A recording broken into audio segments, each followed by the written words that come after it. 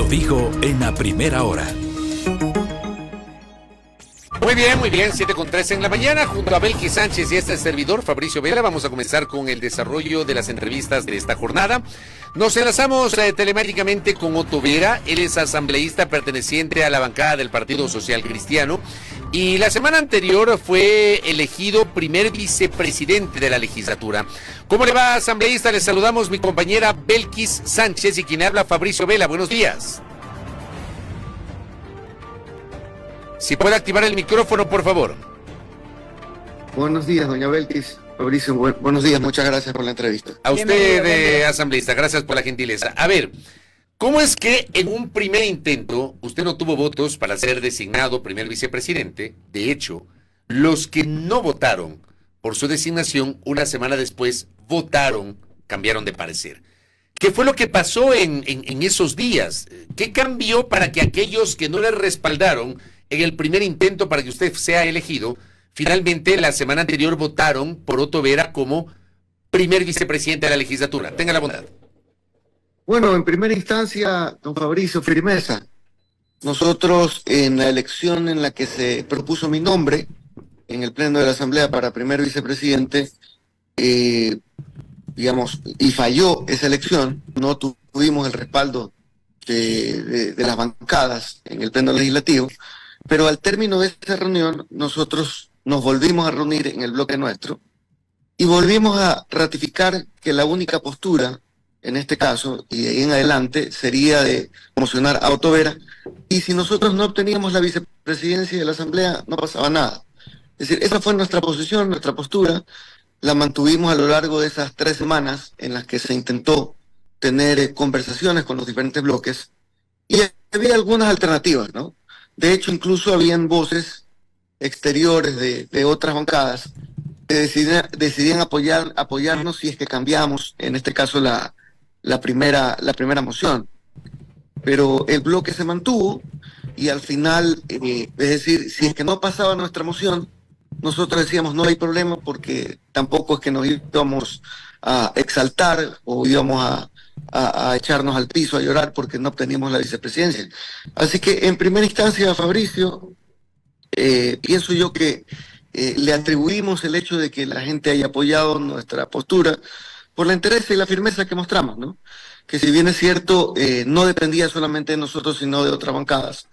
Había también riesgos de que podía haber sido elegido como vicepresidente posiblemente de otra bancada. Recuerde usted que el día de la elección fallida, me parece que fue el 8 de octubre, también había la moción de proponer como vicepresidente a un miembro de Construye, ¿no? Y lo que se intentó también, y se escuchaba en los pasillos, era de que ADN también quería intentar obtener la vicepresidencia, pero por ningún lado iba a obtener los votos, al igual que RC. Entonces, al final, no había ningún acuerdo prácticamente entre nadie, y nosotros teníamos la opción nuevamente de reconsiderar la sesión y de reconsiderar la primera votación en la que no se me eligió como vicepresidente, y finalmente obtuvimos los votos, ¿no? Pienso yo que igual demuestra algo de madurez, o demuestra madurez por parte de las bancadas, en el sentido de que, digamos, si en primera instancia había animadversión, quizá mi nombre, posiblemente, yo pienso que también puede haberse dado la elección fallida en primera instancia por el nerviosismo o por... normalmente cuando uno es primera autoridad y se va a elegir a la segunda, en ocasiones se quiere tener una persona de confianza, pero en las condiciones en las que estaba manejándose el tema en la Asamblea Nacional, era bien difícil de que en este caso hubiese sido alguien de confianza de la presidenta, ¿no? Por tanto, yo pienso que ahí jugó un poco más. En estos temas políticos a veces la presión y la determinación juegan un papel importante. Y de nuestro lado pienso yo que fue la determinación de nuestro bloque de mantener la postura original. Asambleísta, buenos días, bienvenido nuevamente. Para ir un poco cerrando este tema, porque quisiera avanzar hacia lo que se viene ahora usted como autoridad de la Asamblea Nacional y demás. Para ir cerrando este tema, sí quisiera insistir en si como bloque ustedes dialogaron expresamente con la bancada de la Revolución Ciudadana para que ocurra este cambio de parecer. ¿Qué es lo que habría hecho que esa bancada, por ejemplo, recule en esa decisión inicial, más allá de esa entereza de la que habla y esa determinación como bloque del PSC? Mire, le digo en particular una conversación en la que nosotros hayamos acordado algo particular, nunca hubo, ¿no? Más bien siempre se nos decía a ver si ya habíamos nosotros cambiado de postura o no, porque le voy a ser honesto, había muchas voces exteriores de otras bancadas que hubiesen preferido que sea otro legislador de nuestra bancada. Posiblemente alguien que tenía menos tensión con las otras bancadas. Pero el tema era que nosotros siempre pensamos en que debía respetarse la decisión nuestra, ¿no? Y que otras bancadas no podían por qué a nosotros determinarnos o elegirnos un nombre.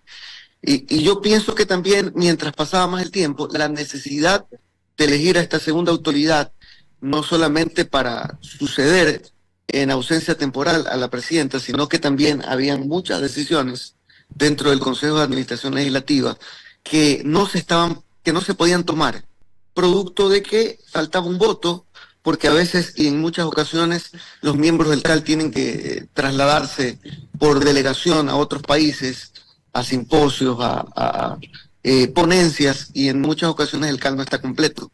Entonces la falta del vicepresidente realmente se estaba sintiendo, por tanto yo creo que era ya un tema absolutamente necesario el que se puede elegir. Y mientras más pasaba el tiempo, yo creo que había más presión sobre las autoridades y específicamente sobre la presidenta de la Asamblea Nacional.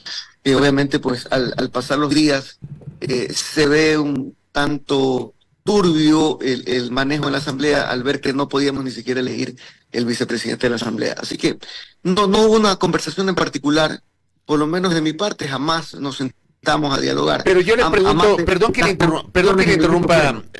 interrumpa, vicepresidente. A ver, pero un par de cosas. La primera, hay referencias periodísticas de que hubo negociaciones, de que incluso a usted mismo se lo vio ir de curul en curul tratando de asegurar los votos. Yo le pregunto si eso es cierto. No voy a deslegitimar eso porque eso es normal. La negociación política es normal cuando se trata de este tipo de situaciones. Usted directamente no dialogó con otros asambleístas, no lideró las conversaciones junto a Vicente Tallano para lograr garantizar esos votos que necesitaba para que se pueda cristalizar su elección. Bueno, con honestidad, con quien conversamos, un poco pidiendo el respaldo, fue con el grupo de los independientes. Porque el grupo, por ejemplo, de Construye, ellos tenían su propio candidato. ADN había mostrado ya una resistencia, no solamente a mi candidatura, sino a cualquier candidatura que provenga del Partido Social Cristiano. Entonces ahí como que no había mucho que conversar. En donde sí se conversó, digamos, bastante, fue con el bloque de los independientes, que dicho sea de paso, siendo su jefa de bloque, la legisladora Lucía Pozo con ella, y al estar cerca de nosotros, porque nos sentamos bastante cerca, con ella se conversó bastante, sobre todo las últimas horas previas a la elección. Con RC se conversó con Viviana Veloz, y la única postura fue la que estoy mencionando. Es decir, nosotros tenemos ya una moción, tenemos una persona que hemos presentado y no nos vamos a retractar, y si no se dan los votos y si no tenemos los votos simplemente no pasa nada. Es decir, realmente fue una elección bastante rara, le podría decir yo, porque no es que hubo una conversación frontal.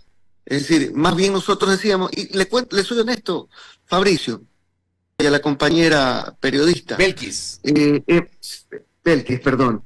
Le soy honesto, le soy bastante honesto. Hasta las últimas horas y últimos minutos, nosotros como bloque pensábamos que era bien difícil que íbamos a conseguir los votos. Es decir, cuando fuimos a la elección, es decir, no esperábamos mucho. Nosotros simplemente teníamos que cumplir con nuestro compromiso, que era de volver a mocionar, en este caso a Tobera, porque ese fue el acuerdo de mi bancada, y no pensamos hasta el último minuto que se podían dar los votos. Cuando vimos que empezaron a dar los votos los RC, bueno, ya se lograron los 89, es decir, muchos más de los 70 que se necesitaban originalmente. Asambleísta, de aquí en más, usted ha hecho referencia tras su posesión como nuevo vicepresidente en la necesidad de que exista gobernabilidad y que para eso se requieren acuerdos.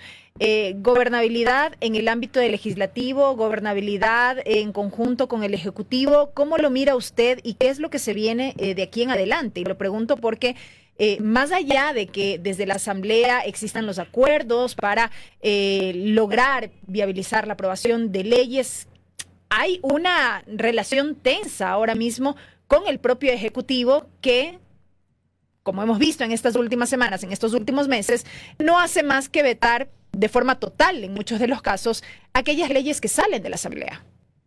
Bueno, usted tiene toda la razón. Esta elección, sobre todo también de la vicepresidencia, da como resultado una mayor tensión dentro de los aspectos que se manejan en la legislatura. De hecho, el que no hayan votado por la única moción que se dio en el Parlamento muestra que hay un resquebrajamiento de las relaciones buenas que deberían haber, ¿no? Y nosotros no podemos seguir permitiendo de que todo proyecto de ley que se apruebe en la Asamblea Nacional se vete por una línea mal escrita o mal redactada o por un concepto mal entendido. Yo pienso que en este caso las actitudes mostradas por el Ejecutivo no son maduras políticamente, porque los últimos 6 o 7 proyectos de ley que han sido vetados totalmente, en su mayoría son proyectos buenos, enfocados en cada una de las líneas sobre las cuales se aprobó el proyecto, son beneficiosos. El uno para la función judicial, el otro para la seguridad social, el último proyecto por el tema de la cultura, fortalecimiento de los temas culturales. Pero no podemos seguir permitiendo. De hecho, nosotros en nuestras intervenciones últimas que hemos dado y en nuestras expresiones en el Parlamento están enfocadas en buscar una línea de fortalecimiento de estas relaciones. De hecho, en la última reunión que tuvimos con las jefaturas de bancada, que fui delegado yo por el compañero Vicente Tallano para estar en estas reuniones, pusimos a consideración el hecho de que busquemos un puente, ¿no? Un puente que permita que los proyectos de ley, antes de que incluso sean llevados al Ejecutivo, sean discutidos con los técnicos o con los ministros o con los delegados de los ministerios para efectos de evitar este bloqueo de parte y parte. Me imagino que usted se refiere a esta cosa insólita que está ocurriendo de que 7 proyectos de ley aprobados por la Asamblea Nacional han sido vetados totalmente por el presidente.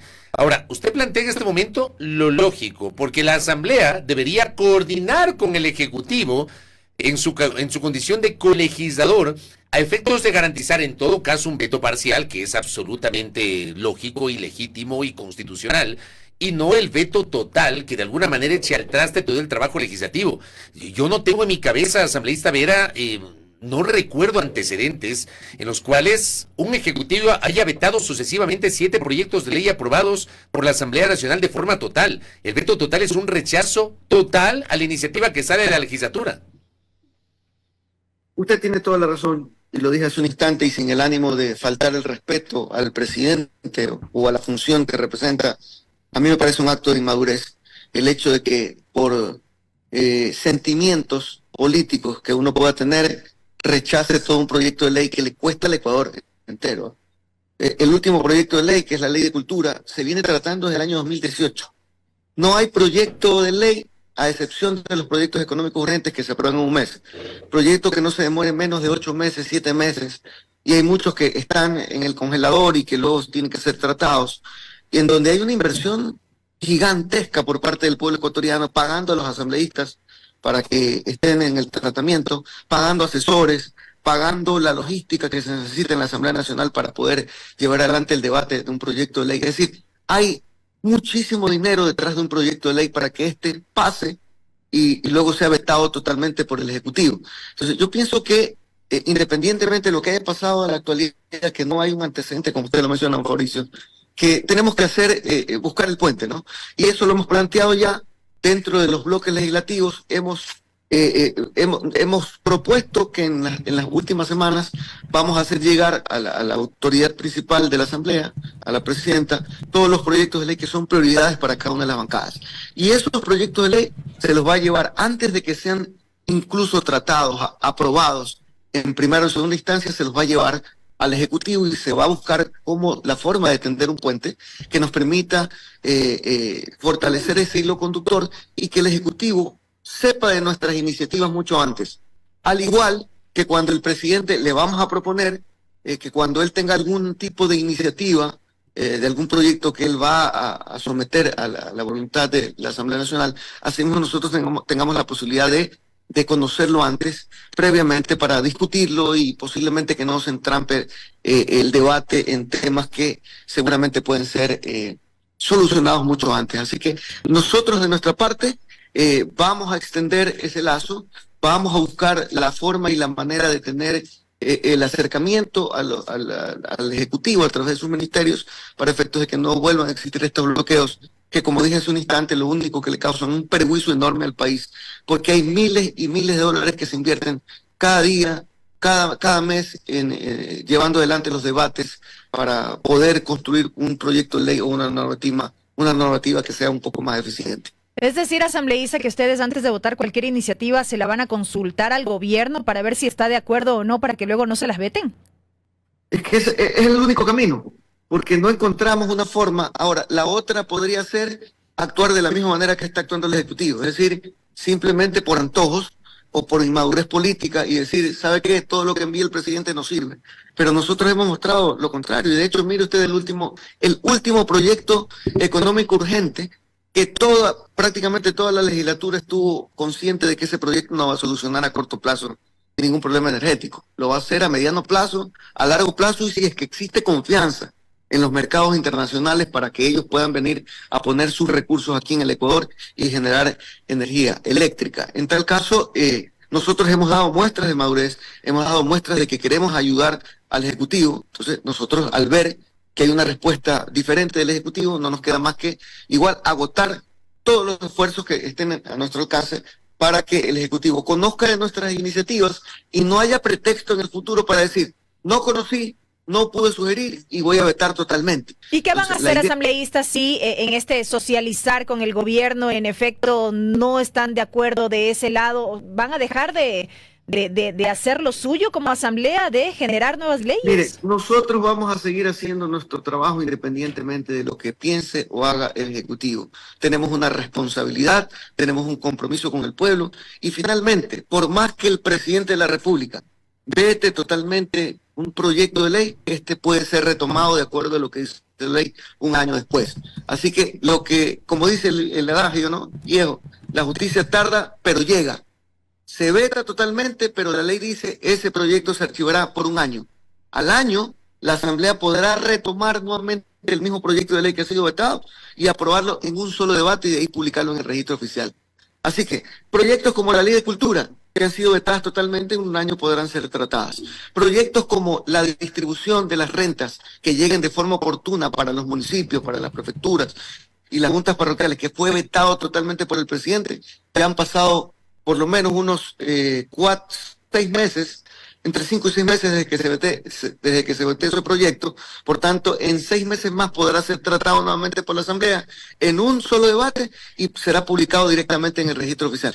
Todos los proyectos que vete el presidente de la República en algún momento dado podrán ser tratados nuevamente por la legislatura y ser enviados directamente al registro oficial. Así que, por más de que el presidente vete los proyectos, siempre tendremos una oportunidad para poder dar y cumplir el servicio que da, en este caso, el Parlamento ecuatoriano, que sería de dotarlo de eficientes leyes para que, digamos, pues, esas normativas tengan, digamos, una probabilidad de brindar un mejor servicio a los ecuatorianos. Generalmente en el quehacer legislativo, por eso yo le decía hace minutos que la negociación, el cabildeo es absolutamente normal y legítimo. Ya, en una legislatura en la cual ningún sector político tiene mayoría, se necesita hablar y consensuar.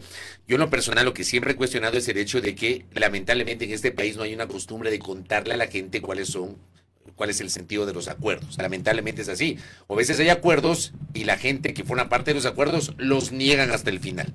Usted nos ha dicho que no hubo un compromiso directo, concreto con la bancada de RC más allá de estas conversaciones específicas que usted mantuvo. Pero yo le pregunto a usted, porque hay un adagio popular que dice piensa mal y acertarás. Y hay algunos que han señalado o han puesto como evidencia de que si hubo un acuerdo para su elección, el hecho de que los socialcristianos logran los votos para su elección como primer vicepresidente, y a cambio el bloque socialcristiano votó por la terna propuesta o impulsada por Revolución Ciudadana para proponer ahí a 3 juristas para la nueva Corte Constitucional, que está liderada esta terna por la doctora Angélica Porras. Yo le pregunto si este tema fue negociado, asambleísta Otto Vera.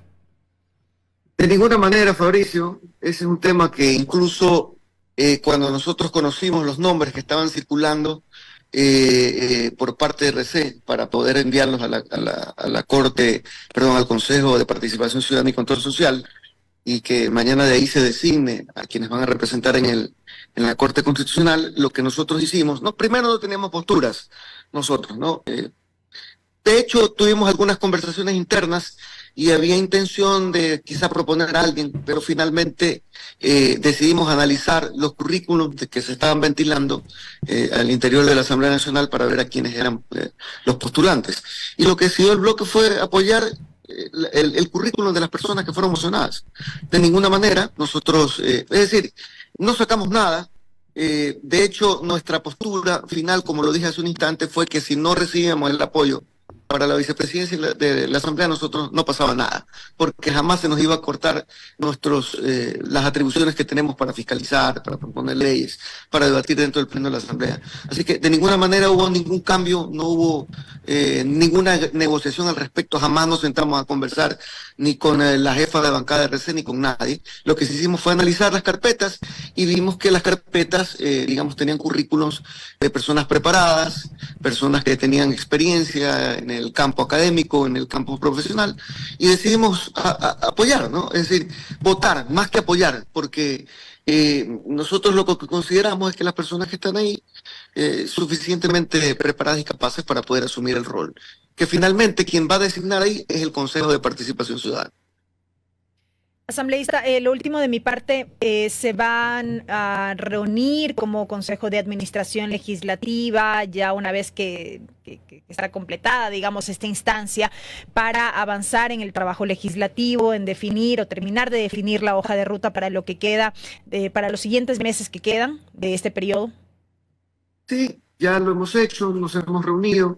Y el acuerdo generalizado es que todas las bancadas tendrán que poner a consideración las prioridades de los proyectos. Es decir, la agenda legislativa posiblemente va a tener que variar un poco, porque originalmente, cuando se estableció y se aprobó esta agenda, que fue en diciembre del año pasado, no habían los problemas que en la actualidad tenemos. Es decir, los niveles de inseguridad existían, sí, pero nosotros no teníamos problemas problemas energéticos, problemas de desabastecimiento, no había tantos problemas de desempleo, por tanto, las prioridades en el Ecuador han cambiado. Y en función de esas prioridades, se ha decidido de que las bancadas asimismo actualicen sus opiniones respecto a los proyectos de ley que ellos tienen como bandera de lucha, y una vez que esto se ha actualizado, vamos a reconfigurar la agenda legislativa y finalmente le daremos paso a todos aquellos proyectos que son más urgentes para debatirlos, aprobarlos y enviarlos a la presidencia de la República. Correcto. Y lo último también de mi parte para cerrar esta entrevista. A ver, inicialmente se había planteado la necesidad de que el primer vicepresidente sea un asambleísta que no vaya a ser candidato en la próxima elección, a efectos de que, como Viviana Veloz sí se postuló para la reelección, ella va a tener que acogerse a una licencia, no quede, digamos, sin un vicepresidente sin ocupar esa vicepresidenta. Entiendo que usted sí va a ser candidato, ¿verdad, asambleísta? Efectivamente, don Fabricio. Pero mire usted, está Viviana Veloz, Otto Vera, Egner Recalde, Jorge Acaiturri, y me parece que alguien se me pasa. Alexandra Castillo. Alexandra Castillo, exacto. Y solamente quedan Esther Cuesta y Diego Matovelle. O sea, uno de los dos tendrá que asumir la presidencia durante ese mes de campaña electoral. ¿Qué le parece? Bueno, Diego Matovelle, si no me equivoco, también es candidato. Ah, correcto. Pensaba que no, verá. Estaba seguro que no. O sea, si Diego Matovelle también es candidato, solo quedaría Esther Cuesta. El CAL estaría activo solo con una persona. Con una persona. Efectivamente. A ver, viendo lo que dice la ley, ahí quien va a tener que asumir la presidencia temporalmente, por ausencia, aunque repita, temporal de las autoridades principales, va a ser la doctora Esther Cuesta. Ella va a tener que asumir la presidencia. Ahora, el CAL no va a tener cómo funcionar porque, aunque hubiese sido un vicepresidente que no está candidato a la reelección y que podía asumir la presidencia, igual solamente íbamos a tener 2 personas en el CAL. Es decir, igual no se iban a poder tomar decisiones, porque las decisiones en el CAL son por mayoría absoluta, es decir, se necesita siempre de 4 de los 7 miembros, y nunca va a haber 4. Entonces, haya vicepresidente candidato a reelección o no, igual el CAL iba a estar incompleto. Entonces, se están analizando algunas alternativas ahora dentro del Consejo de Administración Legislativa para efectos de que esa falta de los miembros del CAL no influya mucho en el trabajo legislativo. ¿Cómo? Usted sabe que de acuerdo a la ley hay una vacancia legislativa que normalmente se divide, porque legalmente podría ser un mes corrido, pero normalmente lo que ha ocurrido es que esa vacancia se divide en dos etapas. Y 15 días de esa vacancia se dan los últimos días de cada año, tratando de que coincida con la fiesta de fin de año, y la otra vacancia se da normalmente por las fiestas, por los feriados de carnaval. Entonces, en esta ocasión, lo que se está analizando, y eso es motivo ya de debate dentro del CAL, y se está pidiendo sugerencias a las bancadas, de que esta primera vacancia legislativa del año coincida con las elecciones, de tal manera que el CAL, como tal, no quede en acefalía, y esta vacancia podría darse los primeros 15 días del mes de enero o los últimos días del mes de enero. Entonces, eso lo estamos analizando con la finalidad de que no se trastoque el trabajo legislativo, que las funciones que normalmente ejerce el CAL no se vean afectadas por la falta de sus miembros. Sí, justamente lo que acaba de decir sí estaba en mi radar y era lo lógico que se aproveche la campaña para el siguiente receso constitucional de la Asamblea. Vicepresidente, gracias por el tiempo, muy amable. Gracias. Muchas gracias, Mauricio, muchas gracias. Belkis. Belkis, qué difícil que es el nombre. Es fácil, bueno, pero a veces le cambian el nombre. Bueno, muchísimas gracias y estamos a la orden. Muy amable, gracias a Otto Vera, primer vicepresidente de la Asamblea Nacional. Le vamos a mandar a hacer una plana con el nombre de Belkis. Voy a poner un rótulo aquí para que lo puedan identificar con facilidad. Bueno, gracias al primer vicepresidente de la Asamblea. Primera plana. Todas las noticias, todas las voces.